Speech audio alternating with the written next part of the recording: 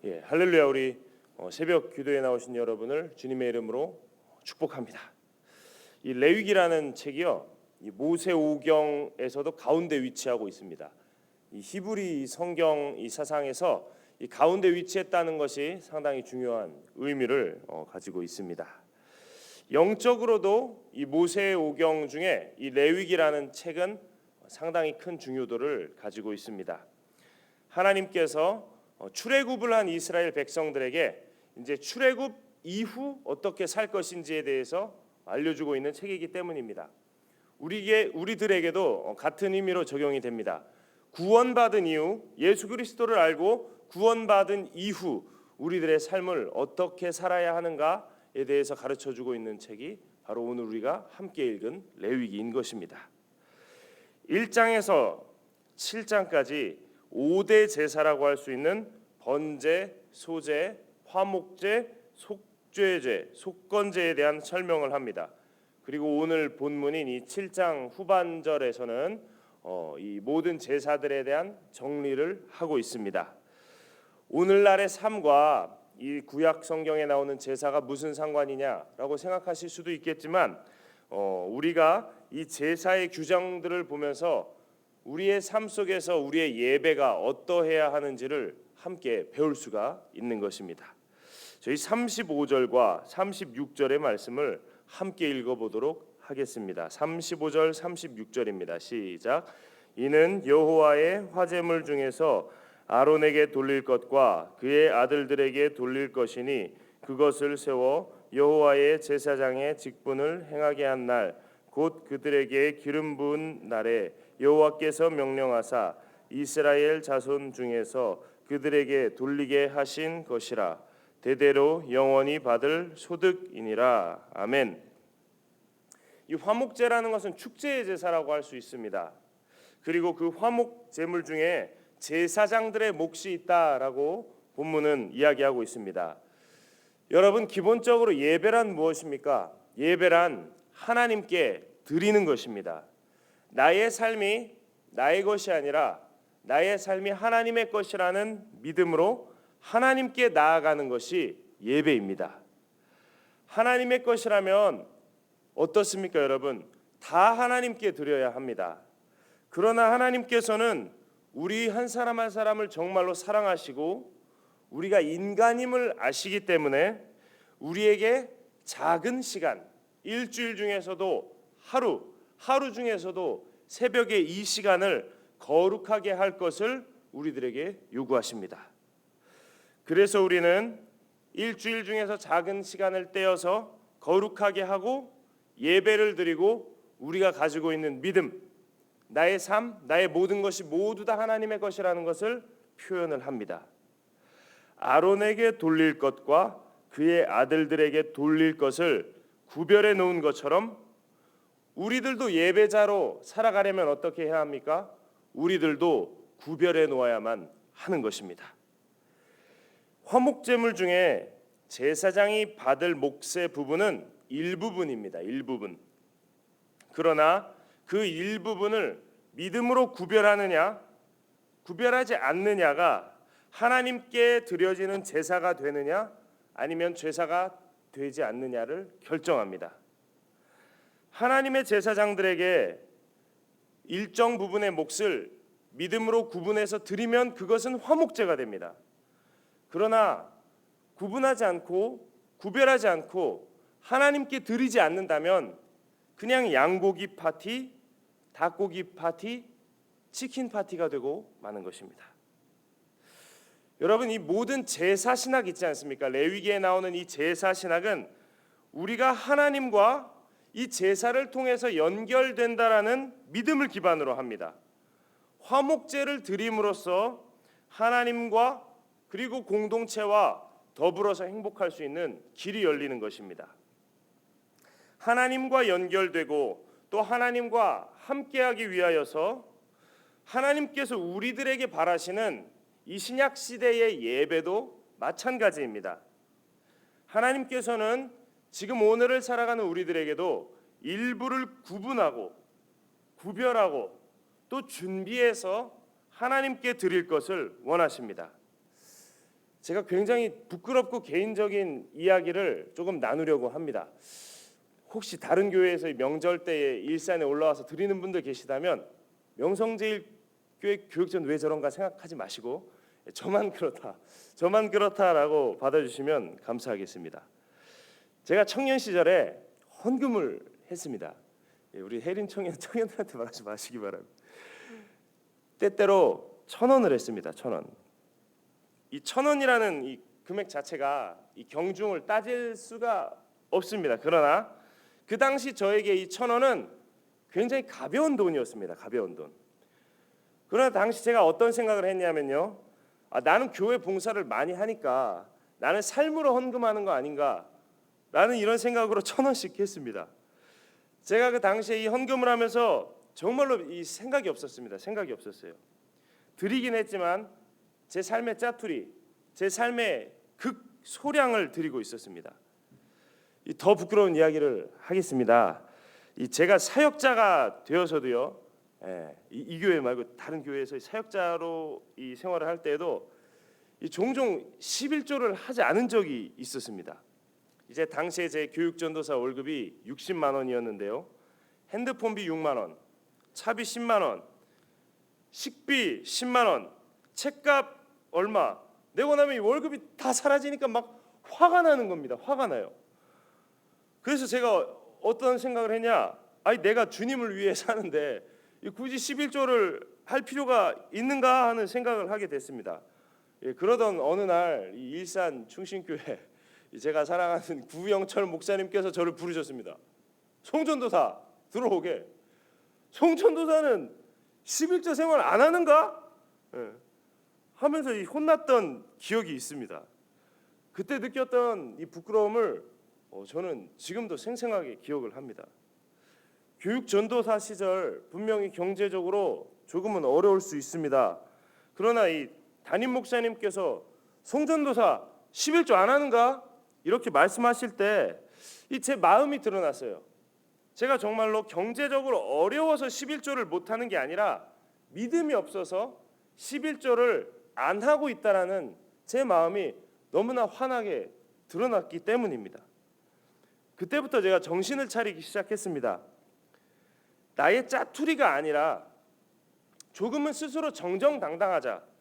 정정당당하게 정말로 내 믿음의 씨름이 필요한 일부, 내 고민과 기도가 필요한 일부를 하나님께 드리는 연습을 해보자라는 결심을 했던 것 같습니다. 여러분, 이 레위기 신학에서요, 이 믿음으로 드리는 일부만 하나님께 드려지는 제사가 됩니다.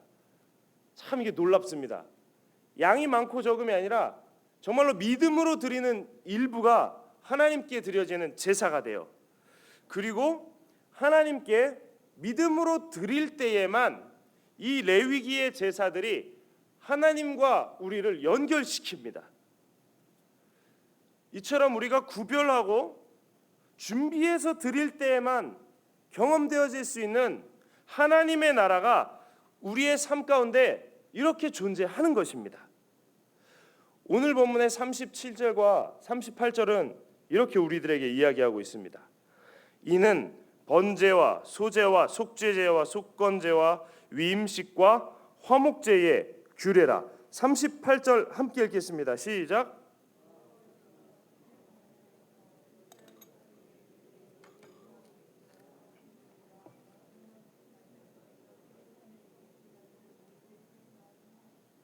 아멘. 모든 제사가 누구에게 드려지는 것이라고 합니까? 그 예물을 여호와께 드리라.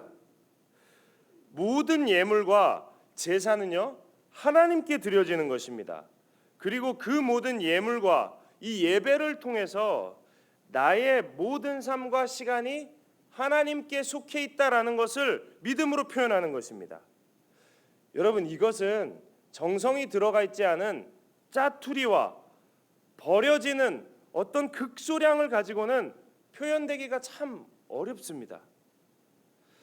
대학생 시절 제가 드렸던 이 1,000원 헌금은 어떤 고민과 기도에서 나온 믿음의 표현이다라고 이야기하기 정말로 어렵습니다.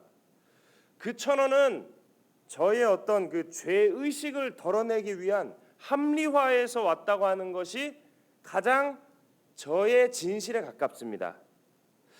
누구에게는 분명히 이 1,000원이 믿음의 표현이 될 수가 있습니다. 그러나 저의 개인적인 상황과 역사를 볼 때는 그렇지 않습니다. 우리가 하나님께 정말로 진실된 믿음으로 드리면 하나님께서는 받으십니다. 그리고 하나님께서 받으시고 하나님이 막 겁나 행복해 하실 거라고 생각하십니까, 여러분? 막 우리가 막 믿음으로 드리면 막 고민하고 60만 원 중에 10만 원 드리면 하나님이 막 10만 원 막 겁나 좋아할 것 같습니까, 여러분? 어떻게 생각하십니까?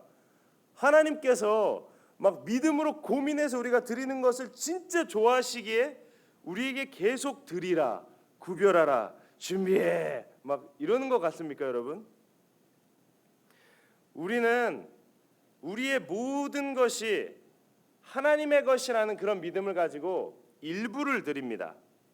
그러나 이 일부를 드리면 하나님께서는 우리의 삶과 시간, 존재 전체를 받으십니다. 그리고 하나님께서 받으시면 우리의 삶 전체가 시간이 구별됩니다, 여러분. 우리의 삶이 하나님의 것이라는 믿음을 가지고 예배를 드리고 새벽 기도회를 드리고 하나님께 드리면요, 우리의 삶 전체가 하나님께 속하게 되는 것입니다. 여러분, 하나님께 속한 삶은 세상의 것에 휘둘리지 않는 삶이에요. 하나님께 속한 삶은 이 세상의 것들에 휘둘리고 흔들리지 않는 삶이 되어져 가기 시작합니다.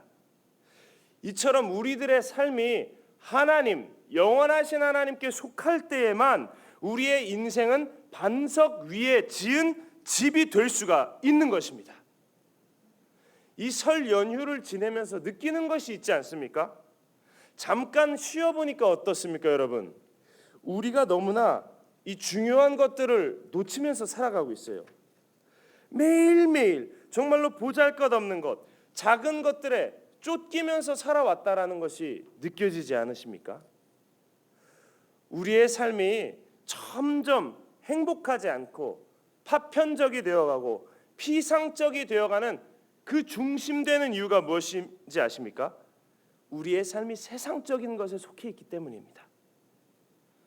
영원하신 진리, 예수 그리스도가 아닌 지나가 버리고 마는 돈, 시간, 쾌락, 명예, 지식, 제 얘기입니다, 여러분.